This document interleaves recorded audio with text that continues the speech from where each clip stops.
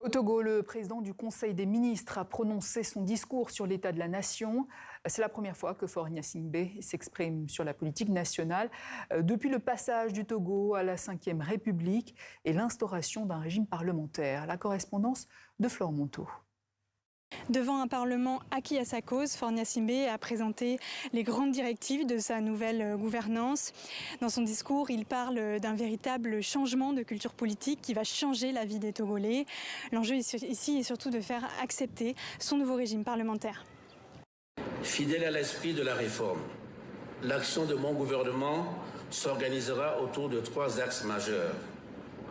La protection des Togolais, la souveraineté du Togo et son rayonnement diplomatique. C'est la responsabilité de protéger.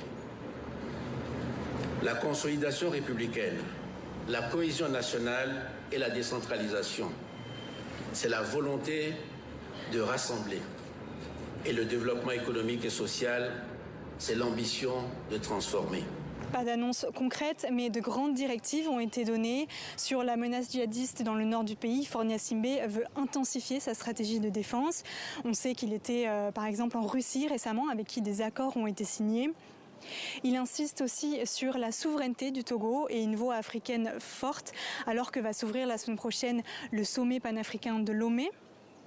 Il prône également la cohésion nationale alors qu'un nouvel appel à manifester a été lancé par le 66, le mouvement du 6 juin, pour le 8 décembre. Enfin, il a parlé de mesures de grâce pour les prisonniers, sans dire si ça pouvait s'appliquer aux détenus politiques, dont 37 sont actuellement en grève de la faim.